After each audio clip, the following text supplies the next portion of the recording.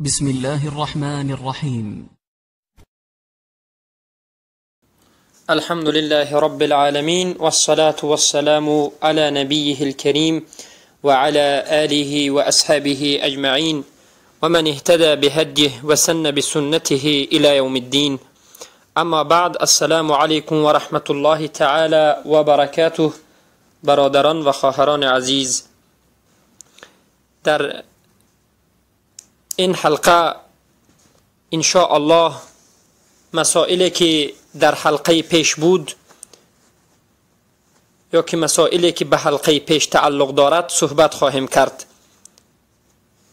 با مولد رسول اکرم صلی الله علیه و سلم مسئله که تعلق دارد و مناسب ذکر است، این مسئله احتفال مولود رسول اکرم محمد صلی الله علیه و سلم می باشد.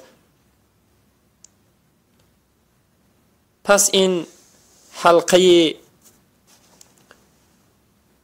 نهمین ماه است که به اذن الله ان شاء الله سبحانه و تعالی این مسئله را به شما بیان خواهیم کرد. اولا باید دانیم که همه مسلمانان، آنانی که مؤمن هستند و مسلمان هستند، رسول اکرم صلی الله علیه و سلم را دوست دارند، عشق به رسول الله دارند و همه میخواهند که دوست داشته ترین شخص و نزدیکترین شخص به رسول اکرم صلی الله علیه و سلم باشند. ابن القیم الجوزی رحمه الله میگویند که اکثر بدعت هایی که در دین ظاهر شده است به سبب غلو و زیاده روی در دوست داشتن رسول اکرم صلی الله علیه و سلم پیدا شده است. یعنی سبب بدعت دو چیز است: افراط یا تفریط. افراط یعنی نقصان و کمبودی کردن، تقصیر کردن. تفریط یعنی تجاوز کردن، از حد گذشتن و غلو کردن، که این اکثر بدعتی که در امت رسول اکرم صلی الله علیه و سلم آشکار شده است، این از افراط اونها بود، از زیاده روی و از حد گذری و از تجاوز کردن امر شرعی اونها بود. پس در مسئله مولود، جشن گرفتن مولود رسول اکرم محمد صلی الله علیه و سلم، اونانی که خودشان را به اسلام نسبت میدهند و میگویند که ما مسلمان هستیم، در این مسئله سه قول دارند.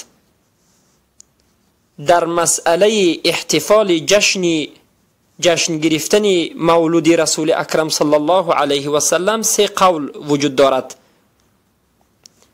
قول یعنی سخن اول و مذهب اول این است که میگویند احتفال مولود نبی محمد صلی الله علیه و سلم باید جشن گرفته شود و این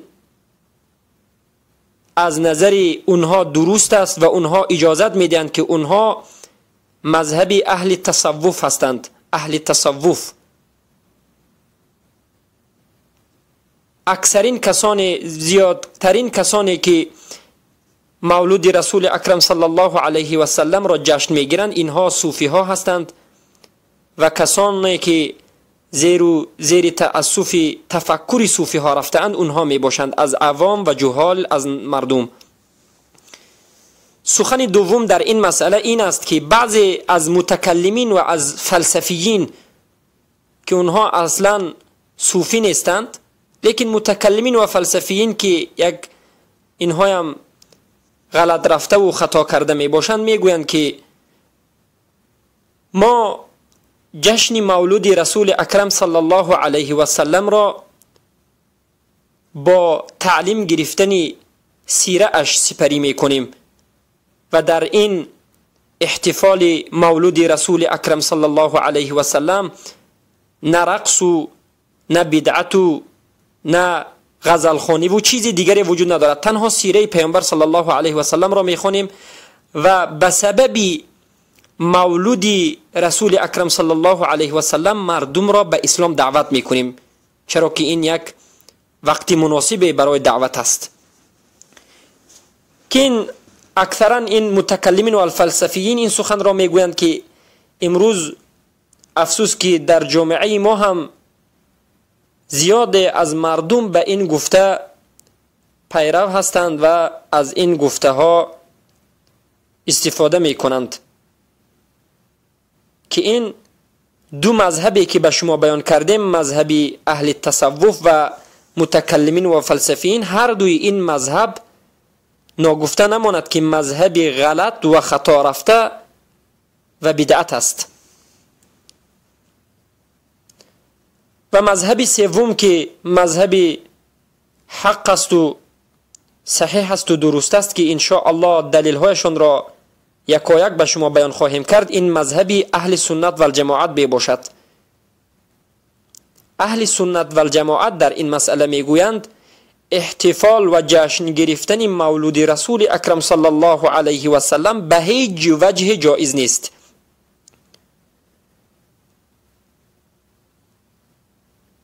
و به این گفته هایشان دلایل خود را ذکر می کنند. این سه قولی بود که در این مسئله ذکر شده است و ما اولا دلیل قول اول را ذکر می کنیم. قول اول قول صوفی ها و اون کسانی که جشن گرفتن مولود رسول اکرم صلی الله علیه و سلم را اجازه می دهند. دلیل اونها از کجا است؟ اونها این گفتهشان را از کجا گرفتند؟ از کدام منبع گرفتند؟ دلیل اولین اونها این است که میگویند که حدیث رسول اکرم صلی الله علیه و سلم است. ان ابی قتاده رضی الله عنه قال سئل رسول الله صلی الله علیه و سلم عن صوم یوم اثنین. از ابی قتاده روایت شده است در حدیث صحیح که پیامبر صلی الله علیه و سلم از روزداری روز دوشنبه که پیامبر در روز دوشنبه روزه می داشتند پرسیده شدند. پیامبر گفتند فقال ذات یوم ولدت فیه، این روز دوشنبه روزی هست که من در این روز تولد شده ام، و بعثت فیه، من در این روز وحی کرده شده ام، مبعوث شده ام، و ترفع الاعمال فیه الی الله، و عملها در این روز به سوی الله برداشته می شود. دلیلشون صحیح است، حدیثی که می آرند حدیثی صحیح است، یعنی دلیل صحیح است، اما استدلالشون از این دلیل غلط است که می گویند یعنی رسول اکرم صلی الله علیه و سلم روز دوشنبه را به خاطر این روزه می داشتند که در این روز تولد شده اند. ما می گوییم به این جواب می دهند علمای اهل سنت و الجماعت، جواب می دهند، می گویند این سخنی که شما می گوید غلط است. شما از حدیث رسول اکرم صلی الله علیه و سلم به فهم غلط صحبت می کنید، از فهم خود صحبت می کنید. چرا که ما قاعده داریم در شریعت اسلام که باید پیروی از کتاب و سنت بکنیم، به فهم سلف امت، به فهم صحابگان باید پیروی قرآن و سنت باشیم. یعنی هر کس بیاید قرآن را بگیرد معنی داد بکند، حدیث را بگیرد معنی داد بکند به فکر و تفکر خودش، این غلط است و این جایز نیست.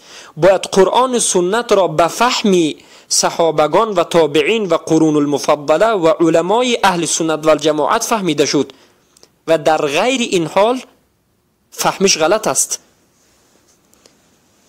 علمای اهل سنت و الجماعت به مانند شیخ الاسلام ابن تیمیه، محمد ابن عبدالبر و اینچنین ابن حجر اسقلانی، زیلعی حنفی رحمت الله علیهم و شیخ ابن ابی العز حنفی به این جواب میدهند و میگویند که مقصد از این حدیثی که رسول الله بیان کردند و گفتند که روزی دوشنبه روزه میگیرم چرا که در این روز تولد شده ام، نه این که بیان روز تولد بلکه بیان فضل روز دوشنبه می باشد. رسول الله صلی الله علیه و سلم در این حدیث بیان کرده اند که روز دوشنبه چندین فضل دارد. در نزد رسول الله یکی از فضلش در این روز تولد شده اند و فضل دیگرش این است که رسول اکرم صلی الله علیه و سلم در این روز پیامبر شده اند و فضل دیگرش این است که مهمترش این است که به من و شما هم دخل دارد، عملها در روز دوشنبه به نزد الله برداشته می شود. اما ما به چگونه برداشت شدن عمل سخن نمی کنیم. این از عمل غیب است، از کیفیت اون ما خبر نداریم، فقط ایمان می آوریم که عمل در این روز به نزد الله برداشته می شود. پس این حدیث هیچ وجه استدلال ندارد، بلکه این حدیث علیه اونها است. برای همین است که علمای اهل سنت و الجماعت میگویند جشن گرفتن روز تولد رسول الله و جشن گرفتن روز تولد هر یک انسان خودش را جایز نیست. یعنی امروز در مناطق ما، حتی در تمام اکثر دنیا، مسلمان ها به جشن گرفتن زادروزشان مبتلا شده اند. درستش و صحیحش علما این را هم منع میکنند. جایز نیست که هر سال شما جشن خود را، روز تولد خود را جشن بگیرید، که این یک تشبه به کفار است و رسول اکرم صلی الله علیه و سلم از تشبه مثل مانندی کردن به کفار من کردند. من تشبه بقوم فهو منهم. هر کسی که خود را به قوم مانند میکند از جمله همون قوم میشود. و تبریک کردن به زادروزی یکدیگر، این همه کارها در اسلام وجود ندارد. و دلیل دوم مذهب اهل تصوف این است که میگویند احتفال مولد رسول اکرم صلی الله علیه و سلم این یک اعتراف کردن به محبت رسول الله است، آشکار کردن محبت رسول الله صلی الله علیه و سلم است، شکر الله به وجود رسول الله صلی الله علیه و سلم است و به تولد شدنش و پیامبر شدنش به الله در این روز شکر میکنیم. یا که در این روز تولد رسول اکرم صلی الله علیه و سلم ما آشکار میکنیم خرسندی خود را در نزد مشرکین و یهود و نصارا، تا که اونها فهمند که ما رسول الله را دوست داریم. خیلی که بعضی از علمای تصوف این سخن را همچون دلیل ذکر کردند. این هم قول غلط است، این هم دلیل هست در نزد اونها، لیکن دلیل ضعیف است و این چنین استدلال از این سخنشان هم کرده نمی شود، وجه استدلال هم ندارد. ما یک قاعده داریم که این قاعده را الله رب العزت و الجلال گذاشته است. الله رب العزت و الجلال میگوید اعوذ بالله من الشیطان الرجیم إن كنتم تحبون الله يتبعوني إن كنتم تحبون الله فاتبعوني يحببكم الله ويغفر لكم ذنوبكم. در سوره آل عمران آیت 41 این آیت ذکر شده است که پیامبر صلی الله علیه و سلم را الله امر میکند که ای محمد بگو که ای مردم اگر من را دوست بدارید، اگر الله را دوست بدارید، این کنتم تحبون الله، اگر الله را دوست بدارید، فتبعونی، بر من متابعت بکنید، پیروی من باشید، الله در این حالت شما را دوست خواهد داشت. زیاد کسانی هستند که امروز الله را دوست می دارند، اما الله اونها را دوست نمی دارد. چرا که شرط دوست داشتن الله در بین بندگانش این است که باید پیروی از رسول اکرم صلی الله علیه و سلم بکنیم. وقتی که پیروی از رسول الله کردیم، الله رب العزت و الجلال ما را دوست می دارد و گناه ما را مغفرت می کند و می بخشد. پس این دلیلشون هم دلیل ضعیف است. و اینچنین دلیل سوم دارند. دلیل سومشون این است که میگویند رسول اکرم صلی الله علیه و سلم در این مسئله چیزی بیان نکرده اند. یعنی رسول اکرم صلی الله علیه و سلم نگفته اند که مولود مرا جشن نگیرید یا که جشن گیرید، هیچ چیزی را بیان نکرده اند. به خاطر همین ما جشن میگیریم، چرا که رسول الله در این مسئله هیچ چیزی نگفتند. ساکت. این مسئله در شریعت مسئله سکوتی است. علمای اهل سنت و الجماعت جواب میدهند، با یک قاعده جواب میدهند و میگن که کل عبادت ترکها رسول الله صلی الله علیه و سلم مع وجود المقتضی لها و عدم المانع من فعلها فترکها سنه و فعلها بدعة محظوره. خیلی که این قاعده در مسائل مسکوت عنه معروف است و این یکی از ضابطی با دقت ترین ضابطی برای تعریف بدعت است که میگویند تمام عبادت هایی که رسول اکرم صلی الله علیه و سلم ترک کرده اند، بجا آورده اند، در حالتی که سبب این عمل وجود داشت و رسول اکرم صلی الله علیه و سلم را چیز منع نمی کرد، عدم المانع از فعل این عمل رسول الله را هیچ چیز منع نمی کرد، اما رسول اکرم صلی الله علیه و سلم با وجود داشتن سببش و نبودن مانعش این عمل را ترک کردند. پس این چنین عملها ترک کردنش سنت است و فعلش بدعت و محظوره است. مثال می آریم به مانند مولود رسول اکرم صلی الله علیه و سلم در زمان رسول اکرم صلی الله علیه و سلم سببش وجود داشت. یعنی سبب مولود تولد شدن رسول اکرم صلی الله علیه و سلم هستند که این سبب در زمان رسول اکرم صلی الله علیه و سلم هم وجود داشت و رسول اکرم را هیچ کس از جشن گرفتن مولودشان منع نمی کرد، اما رسول الله جشن گرفتن مولود را ترک کرده اند. پس ترک کردن مولود برای ما سنت است. سبحان الله، هر کسانی که مولود را جشن نمیگیرند یکی از سنت رسول اکرم صلی الله علیه و سلم را زنده میکنند و عمل کردن بجا آوردن مولود و جشن گرفتن مولود و احتفالش بدعت و محظوره است که این قاعده خیلی قاعده معروف در بین علمای اهل سنت و الجماعت است که امام شاطبی رحمت الله علیه در کتاب خودشون در اعتصام و موافقات ذکر کرده اند و شرح داده اند.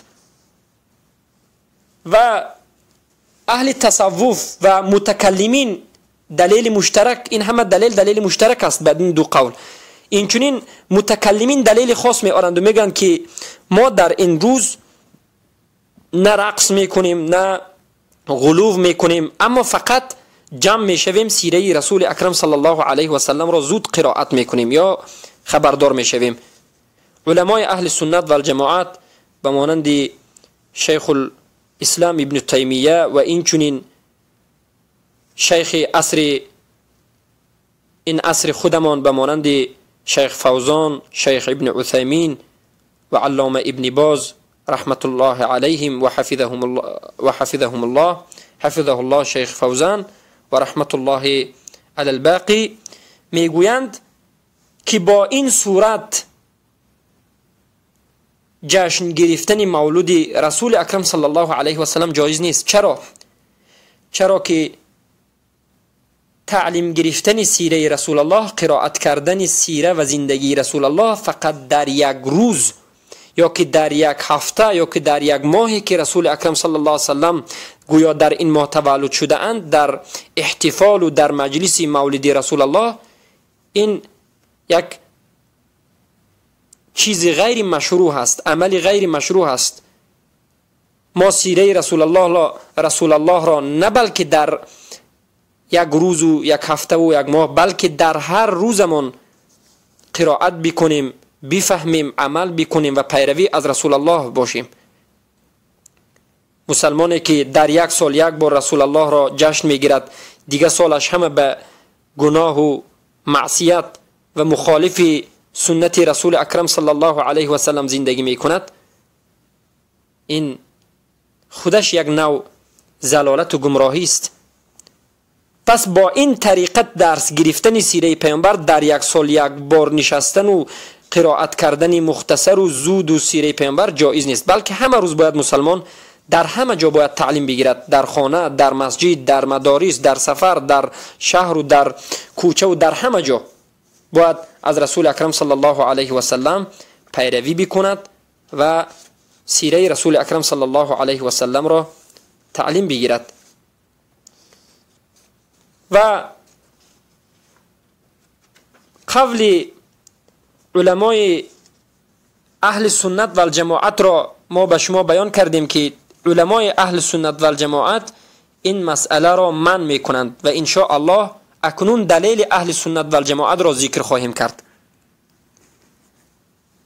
ذکر دلیل منع احتفال مولد النبی، مولد رسول اکرم صلی الله علیه و سلم در نزد اهل سنت و الجماعت. اولین دلیل و قوی ترین دلیل این است که علما اجماع را در این مسئله ذکر می کنند که تمام علمای اهل سنت و الجماعت از صحابه تا امروز اجماع کردند که جشن گرفتن مولود رسول اکرم صلی الله علیه و سلم جایز نیست و بدعت است و خرافات از خرافات است. و دلیل دیگر این است که رسول اکرم صلی الله علیه و سلم بعد از این که پیامبر شدند در مکه 13 سال زندگی کردند و بعد از این که به مدینه آمدند 10 سال دیگر زندگی کردند، یعنی 23 سال در حالت نبوت زندگی کردند. اما در مدت 23 سال احتفال مولود خود را قید نکرده اند، مولود خودشان را جشن نگرفته اند، یعنی روز دین رجدین خود را جشن نگرفته اند، نه قولا و نه فعلا، که این از احادیث ها و از علوم اسلامی معلوم است و علمای اسلام این مسئله را ذکر می کنند. و اینچنین اصحاب رسول اکرم صلی الله علیه و سلم که بهترین از مردم ها بودند بعد از پیامبران و سختترین و حریصترین مردم به متابعت پیامبر صلی الله علیه و سلم بودند، اما نه در زمان رسول الله نه بعد از وفات رسول الله یگان نفر از صحابه مولود رسول اکرم صلی الله علیه و سلم را جشن نگرفته اند، نه قولا و نه فعلا، یعنی به کسی نگفته اند که جشن بگیرید و خودشون هم یگان نفر از اونها مولود رسول اکرم صلی الله علیه و سلم را جشن نگرفته اند. و اینچنین تابعین و تبع التابعین، قرون المفضله که رسول اکرم صلی الله علیه و سلم در حقشان میگویند خیر القرون قرنی ثم الذين يلونهم ثم الذين يلونهم، حدیث صحیح، بهترین قرن و زمان من است، بعد از من آمده کسان یعنی صحابگان، بعد از این تابعین و تبع التابعین که یگان نفر از اینها نه صحابه نه تابعین نه تبع التابعین و نه از علمای بزرگ اهل سنت و الجماعت و نه 4 مذهب که مذهب ابو حنیفه نعمان ابن ثابت رحمت الله علیه که مذهب ما هست و مذهب احمد ابن حنبل و مذهب امام شافعی و مذهب امام مالک رحمت الله علیهم اجمعین، یگان نفر اونها مولود رسول اکرم صلی الله علیه و سلم را جشن نگرفته اند. و نگفتند که جشن بگیرید. ذکر در این مسئله در اونجا نشده است، در کتاب‌های متقدمین ذکر نشده است. پس من و شما از کجا جشن میگیریم؟ من و شما چگونه جشن میگیریم در حالتی که پیامبر صلی الله علیه وسلم، صحابه، تابعین، علمای مذاهب ما نکرده باشند و نگفته باشند؟ چگونه ما جشن میگیریم و امر میکنیم که مردم جشن بگیرند؟ دلیل سوم ما این است که از عایشه رضی الله عنها روایت است که گفتند رسول اکرم صلی الله علیه و سلم را شنیدم که میگفتند من احدث فی امرنا هذا ما لیس منه فهو رد ای مردود علیه. هر کسی که عمل نو را در دین ما جای بدهد در حالتی که این عمل نو از ما نیست، به عمل ما موافق نمی آید، این عملش مردود است، رد است، قبول نیست.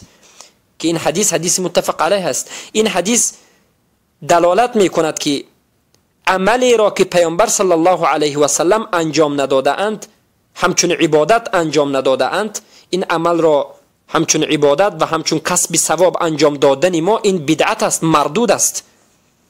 اما شما در این مسئله دقت بدهید، بسیار عمل‌هایی هست که رسول اکرم صلی الله علیه و سلم انجام نداده اند، اما این عمل‌ها همچون عبادت نبود. بمانند اینکه رسول الله در محراب نماز نخواندند، بمانند اینکه رسول اکرم صلی الله علیه و سلم با میکروفون نماز نخواندند که در اون وقت میکروفون وجود نداشت. اینها در این مسئله دیگر است. این مسئله استصحاب است یا که مصلحه مرسله هست که این بدعت نیست. چرا که این را همچون عبادت ما انجام نمیدهیم، بلکه همچون ضرورت انجام میدهیم. ما لا یتم الواجب الا به فهو واجب. شنیدن قرائت امام واجب است، اما امروز که مسلمانان الحمدلله زیاد هستند و در مسجد با قرائت بدون بلندگویک شنیده نمیتوانند، به خاطر ضرورت بودنش این عمل را انجام دادیم که این بدعت نیست. به فرق این مسائل روید. اما مسائلی که رسول اکرم صلی الله علیه و سلم به خاطر عبادت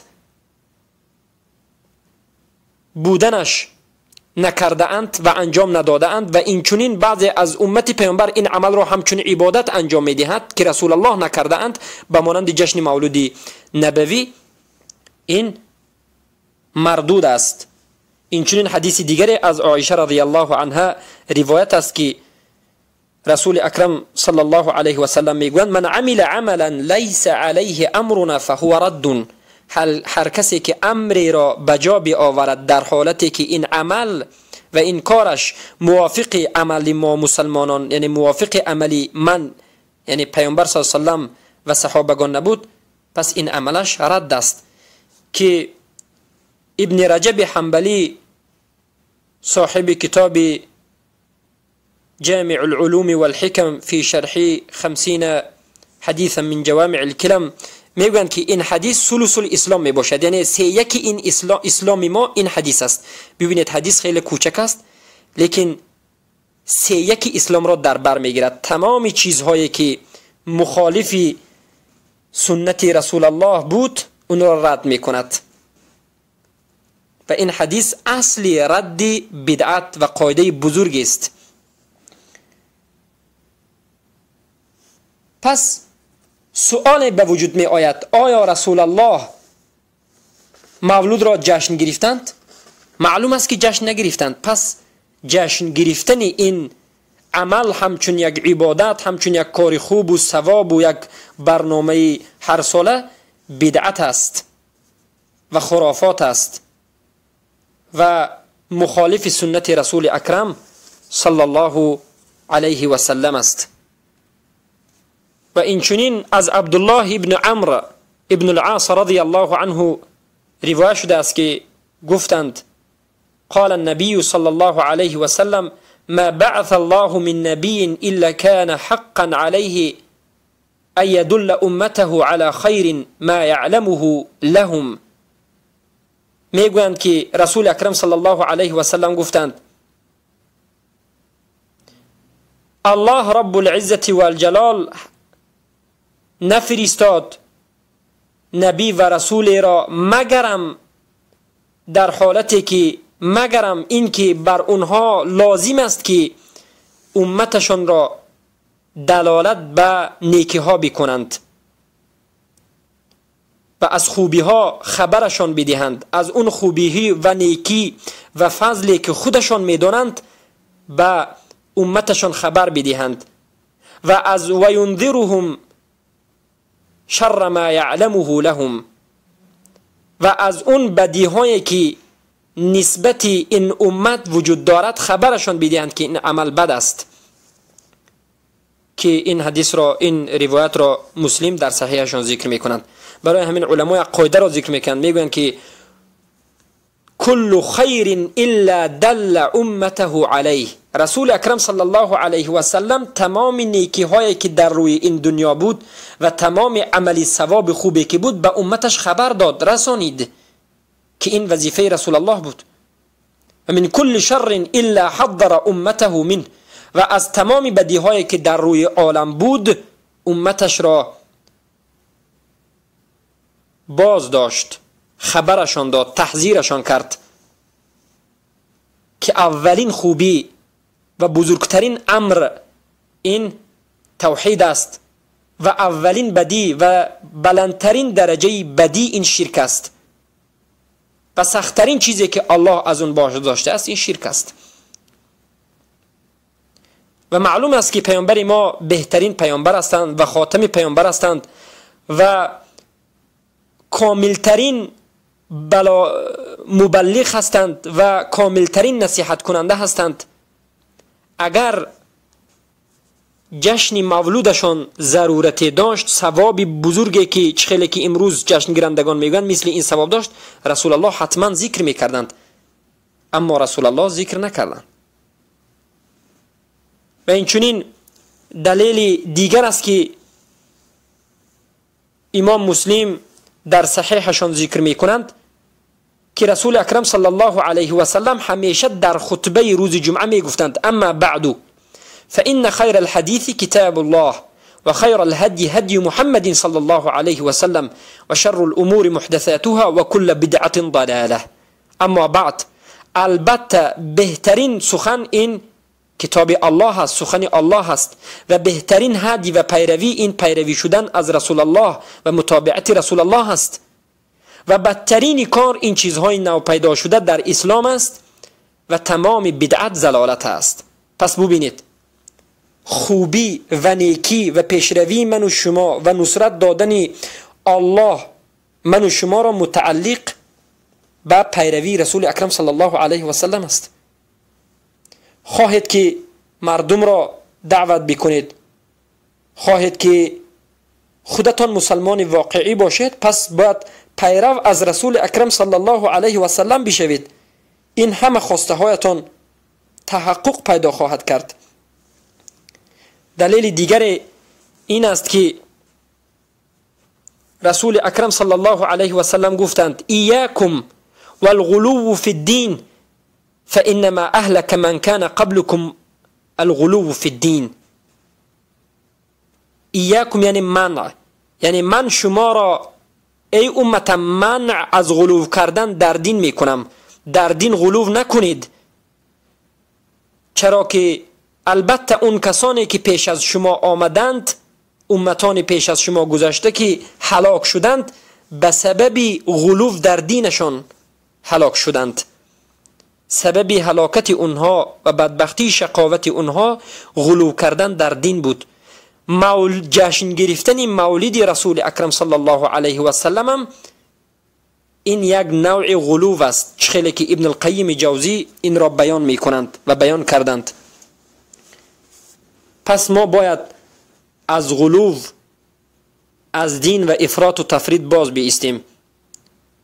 و این چنین رسول اکرم صلی الله علیه و سلم در حدیث صحیح دیگری که امام بخاری رحمت الله علیه این حدیث را از عمر رضی الله عنه ذکر می کنند، گفتند که لا تطرونی کما اطرت النصارى عیسی ابن مریم.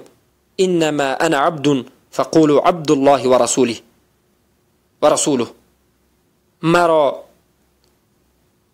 بالا نبرید، مرا نسبت من غلو انجام ندهید، چنانه که نصارا یعنی خریستیان اهل کتاب پیروان عیسی را بالا بردند، در حقش غلو کردند تا این درجه که اون را حضرت عیسی علیه السلام را خدا گفتند، یعنی اللهشان گفتند، معبود خواندند. اما من میگویند پیامبر عبدون، من بنده هستم، بنده الله هستم. پس بگویید بنده الله و رسول الله. این چیزی که الله به رسولش امر کرد و رسولش به ما خبر داد، ما میگیم رسول اکرم بنده الله هست، عبدالله هست و رسول است.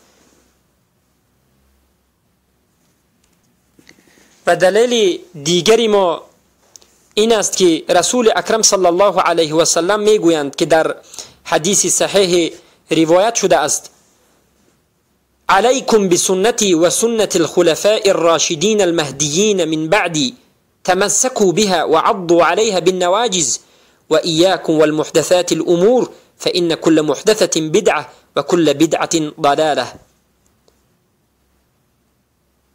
یعنی رسول الله میگن که من شما را امر میکنم به سنت خودم و به سنت خلفاء الراشدین المهدیین، آنانی که بعد از من می آیند به مانند ابو بکر و عمر، عثمان و علی، به اونها پیرو باشید، به سنت من پیرو باشید. و عضوا علیها بالنواجز، و سنت من و سنت خلفای راشدین را با دندانهای اشک خود سخت بگیرید. یعنی این کنایه هست، یعنی کنایه از پیروی شدن رسول اکرم صلی الله علیه و سلم در همه حالت شدیداً باید پیرو باشید و این عمل را ترک نکنید. و من شما را از محدثات و نو پیدا شده چیزها باز می دارم، من می کنم، چرا که هر یک چیزی که در دین وارد می شود بدعت است و تمام بدعت ضلالت است. و در روایت های آمده است که و تمام ضلالت در آتش دوزخ است. این حدیث دلالت می کند که ما باید پیروی رسول اکرم صلی الله علیه و سلم باشیم. پس آیا رسول اکرم صلی الله علیه و سلم و صحابگان جشن مولد را کردند که ما هم بکنیم؟ نه، نکردند. پس آن چیزی که اونها نکردند ما هم نباید بکنیم. این امر رسول اکرم صلی الله علیه و سلم است. اگر مولود یک امر مشروع در دین می بود، هیچ وقت رسول اکرم صلی الله علیه و سلم از بیان این امر ساکت نمی شدند. رسول اکرم مبلغ از جانب الله هستند، بهترین و ناصحترین مردم هستند و در مسئله از مسائل غش به امتشان نکرده اند و چیزی را در دین پنهان نگه نداشته اند. دین ما کامل است، چخیلی که الله میگد الیوم اکملت لکم دینکم و اتممت علیکم نعمتی و رضیت لکم الاسلام دینا. یعنی رسول اکرم صلی الله علیه وسلم پیش از وفاتشان الله این دین را کامل کرد.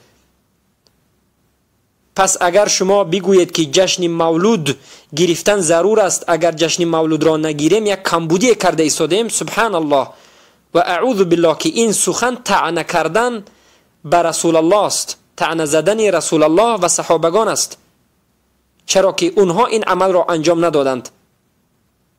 پس آیا دین اونها کامل نبود که امروز دین ما کامل باشد؟ البته دین اونها کامل ترین دین بود، سالم ترین دین بود، عالم ترین انسان ها، فقه ترین و نزدیک ترین انسان ها به الله رسول اکرم صلی الله علیه و سلم و صحابگان رسول اکرم صلی الله علیه و سلم بودند.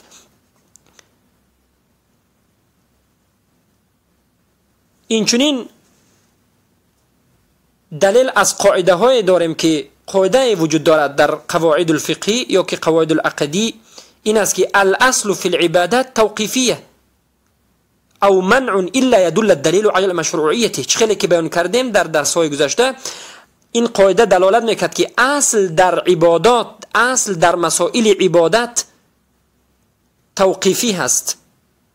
توقیفی یعنی منع هست، باید من هست. عبادت از پیش خودتان کردن جایز نیست. اصل عبادت منع است، جایز نیست، مگرم همان عبادت های جایز است و مشروع است که دلیل وجود داشته باشد. عبادت چیست؟ العبادة اسم جامع لكل ما يحب الله و يرضاه.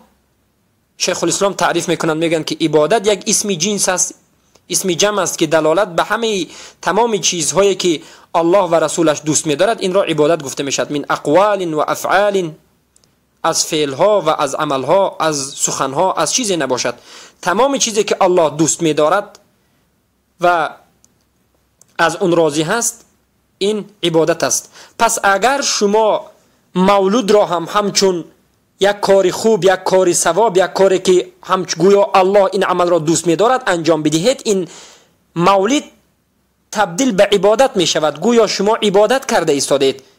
و اگر به این عبادتتان دلیل وجود نداشته باشد پس این بدعت است، که بدعت این ضلالت و گمراهی است که انسان را زینه به زینه به کفر میبرد.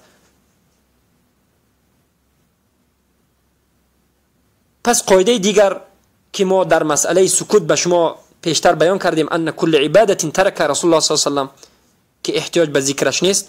و قاعده دیگر این است که میگویند کل شیء لم یکن فی وقته مشروعا لم یکن بعد وقته مشروعا. تمام چیزی که در وقت رسول اکرم صلی الله علیه و سلم مشروع نبود، تمام عملها و عبادتهایی که در زمان رسول اکرم صلی الله علیه و سلم مشروع نبود، بعد از وفات رسول الله، بعد از وقت رسول الله صلی الله علیه و سلم نیز مشروع نیست، جایز نیست.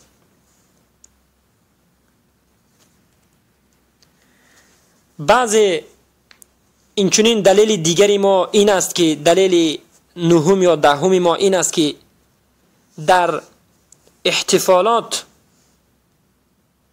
و جشن مولود رسول اکرم صلی الله علیه و سلم خودش که بدعت است، لیکن در درون این بدعت باز بدعت های زیاد انجام می‌یابد، شرکیات انجام می‌یابد.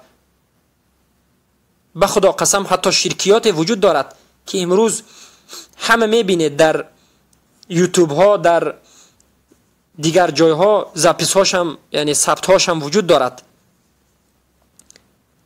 از رقص شروع می شود که این یک بدعت است و خرافات است، نواختن موسیقی هست، و از ذکر خاص شروع می شود که ناله کردن و هو گفتن و چیزهای دیگر، و به کفر می رود که این راست شدن تمام کسانی که در مولود هستند. یعنی اگر شما دقت کرده باشید در تمام مولودهایی که جشن گرفته می شود، در جشن مولود رسول اکرم صلی الله علیه و سلم در بینش همه مردم یک باره از جای خود راست می خیزند با امر ولیشان، گویا که یکی از اونها به حق رسیده اونها امر می کند، همه یک جا می خیزند، دستان خود را به صدر خود به پیش خود می گیرند و تعظیم می کنند.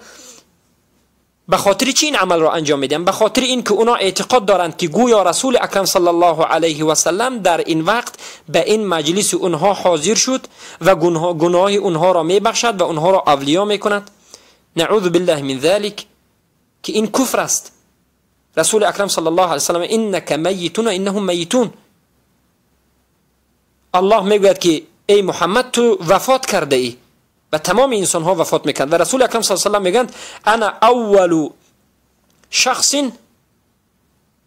ينشق القبر انشق من القبر،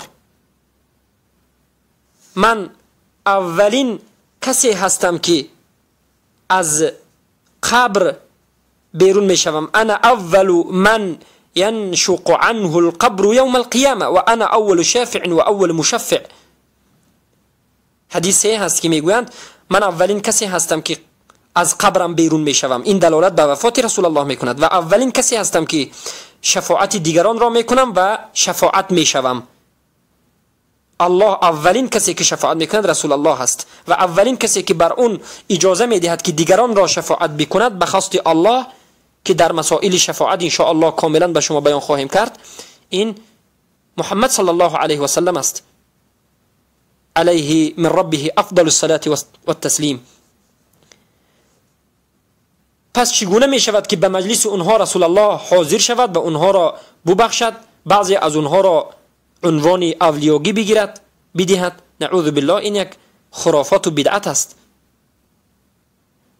و تا درجه شرک می رسند که شرکشان این یک قصیده برده می باشد. قصیده برده معروف به زبان عربی هست اما این به زبان دیگر زبان ها هم ترجمه شده است، به اکثر زبان های عالم ترجمه شده است که در این ابیات های شرکی کفری خیلی هم زیاد است. یکی از مثال عادیش این است که میگوید و من علومك علم اللحو والقلم، علم اللوح والقلم و من علومك علم اللوح والقلم. در مدح نبی ابیات میخوانند و در بعض ابیات که تلاوت در اینجا ذکر کردیم در این ابیات آمده است که ای پیامبر از علم تو این علم اللوح المحفوظ است و علم قلم است. نعوذ بالله، این یک صفت قدرت الله را به پیامبر صلی الله علیه و سلم نسبت داده شده است و نسبت میدهد. علم لوح صاحبش الله است، غیر از الله کسی از علم اللوح المحفوظ خبردار نیست. و گفتن این که از این لوح المحفوظ کسی دیگر با خبر است، خواه انبیا باشد یا رسول، این سخن کفر است. پس این همه خرافات ها دلالت می کند که این عمل شرعی نیست، عملی سنت رسول اکرم صلی الله علیه و سلم نیست و این عمل از جانب الله و رسول الله نیست، چرا که در درون این عمل بدعت و خرافات و شرکیات زیادی هست که بعضی از مردم عوام و جاهل از این کارها بیخبرند و گمان میکنند که این عملهای خوب است و گفته های حقیقت را پیرو نمی شوند. پس برادران عزیز و مهربان، نجات من و شما در سنت رسول اکرم صلی الله علیه و سلم است، در اتباع رسول الله و صحابگان و علمای اهل سنت و الجماعت است. پس برای هر یک مسلمان مرد و زن لازم است که از این مسائل آگاه باشد و دیگران و دوستانشان را تنبیه بدهند و از اون کارهایی که جاهلان و جهالت زدگان میکنند برحذر باشد و از بدعت و خرافات و مبتدعین دور باشد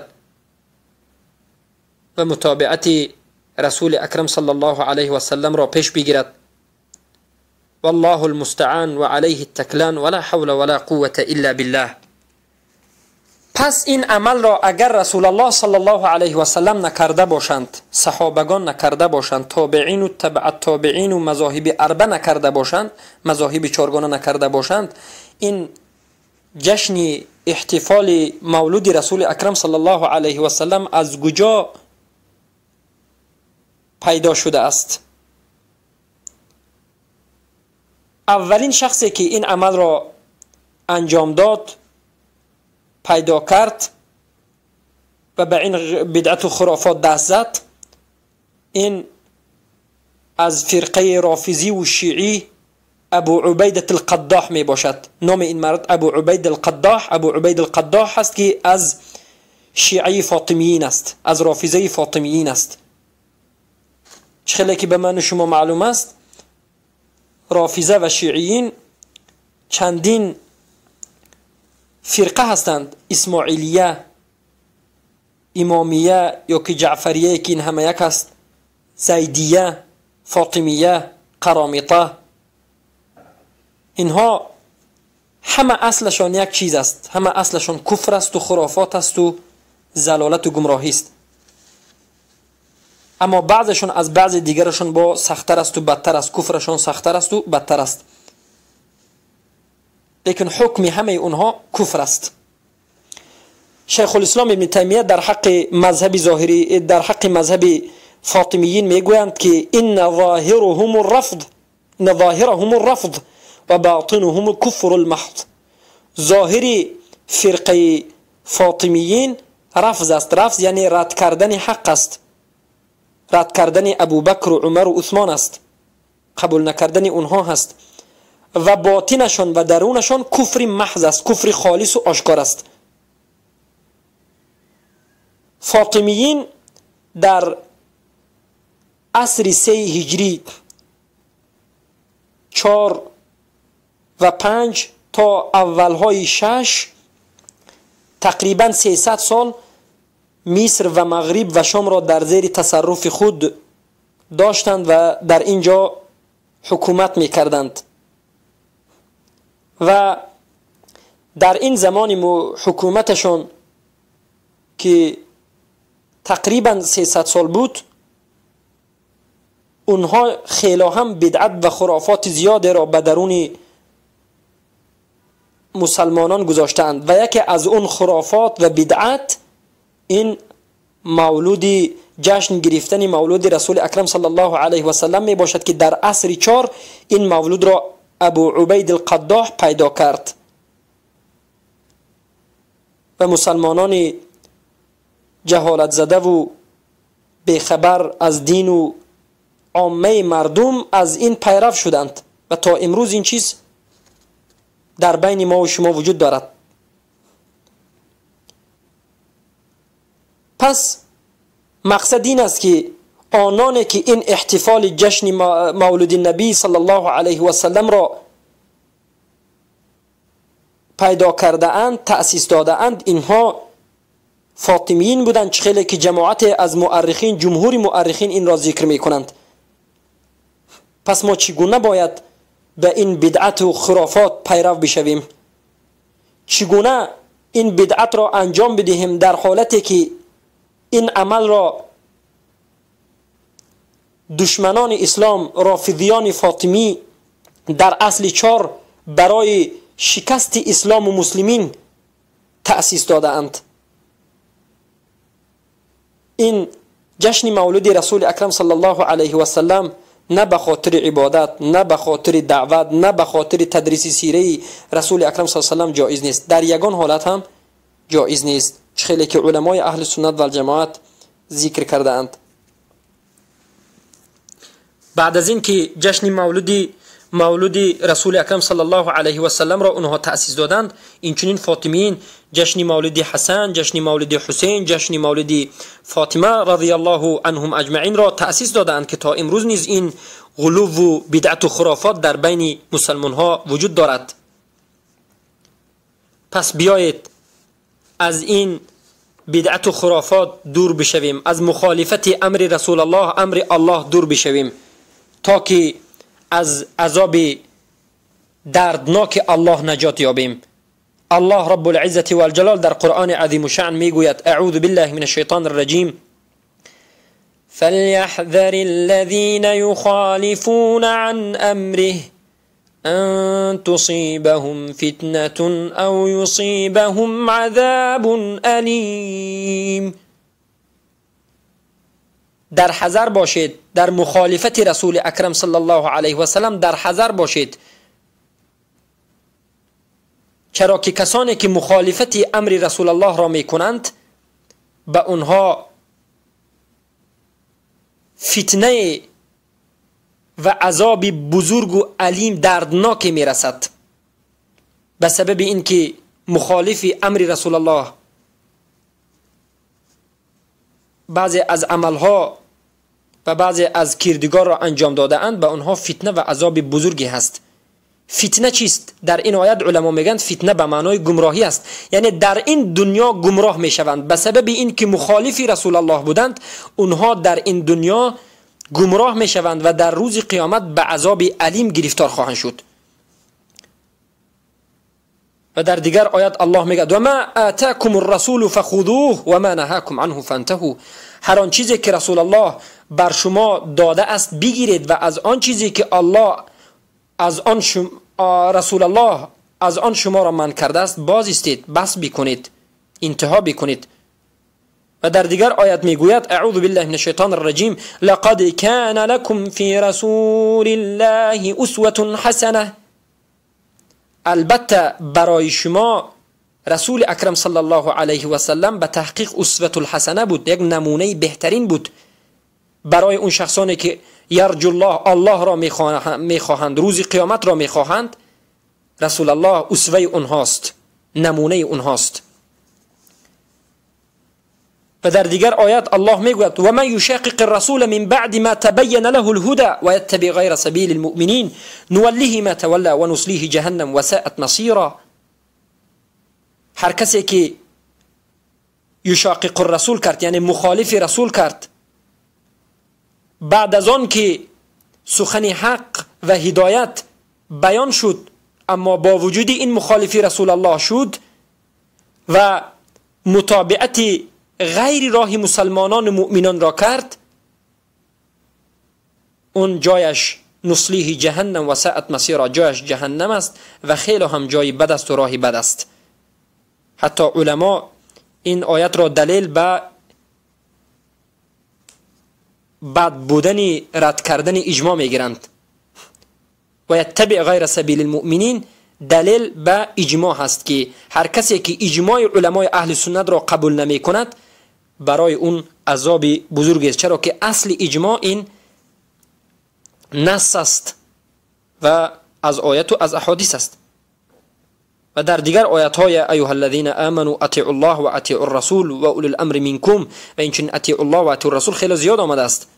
و در یگان مسئله وقتی که اختلاف کردید که این مسئله جایز است یا نیست، شما باید، الله میگه فان تنازعتم فی شیء فردوه الی الله و الرسول، با الله و رسول این مسئله را گردانید، با سخن الله و رسول الله بینید که این مسئله حکمش چیست. اگر ایمان به الله و روز قیامت دارید، اگر این عمل را انجام بدهید، این کار خوب است. چه که در دیگر آیات میگه و ما اختلفتم فیه من شیء فحکمه الی الله. پس برادران عزیز، به سوی الله و به امر الله باز میگردیم و باید متابعت سنت رسول اکرم صلی الله علیه و سلم را بکنیم. با همین حلقه نهم خود را به خاتمه میرسانیم. سبحانك اللهم بحمدك اشهد ان لا اله الا انت استغفرك و اتوب الیک. و در حلقه های باقی مسائل را به شما بیان خواهیم کرد ان شاء الله.